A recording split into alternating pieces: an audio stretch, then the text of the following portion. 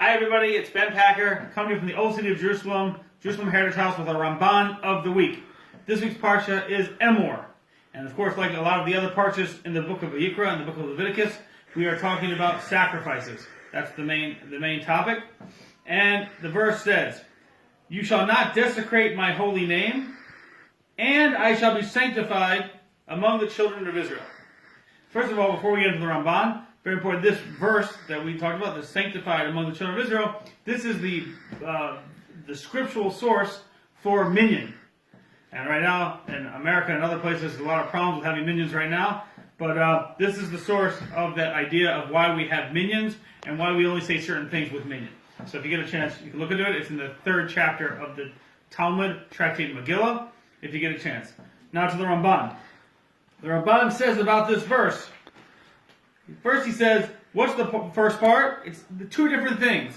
It's not the same thing. One is, you shall not desecrate my holy name. And the other one is, I shall be sanctified among the children of Israel. Not desecrate, that's talking about the sacrifices, which is the main topic. You shouldn't bring some kind of blemished sacrifice. You should do it according to the rules. And if you don't do it according to the rules, that's called a desecration. But what does it mean to be sanctified? That we should sanctify God amongst the children of Israel. How do we do that? The Ramban says, the explanation of, "and I shall be sanctified among the children of Israel," according to the opinion of our sages, is that it is a positive commandment that we sanctify His name through our adherence to all the mitzvahs, by allowing ourselves to even be killed for them rather than transgress them. The Ramban has explained to us is, at a time when Jewish people are being threatened and they're being told, you can't do these mitzvahs, we are obligated to risk our lives in order to do the mitzvahs. So that's how important it is. The essence of what a Jew is to do the mitzvahs. That's how we sanctify God.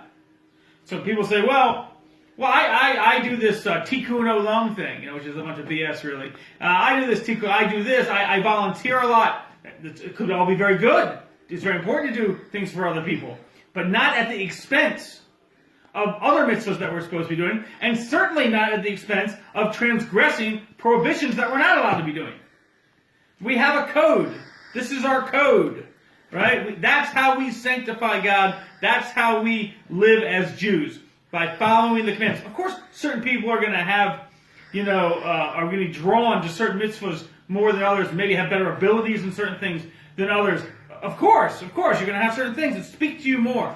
That's no problem. But not at the expense of other mitzvahs that we have to do, or at the prohibitions that we shouldn't do. You can't say, I did a lot of good deeds I did a lot of good stuff this week.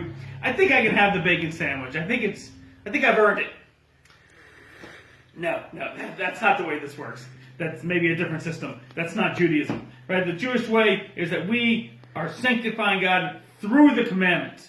That's how we do it. Not through protests and all kinds of other, whatever the hell people are doing.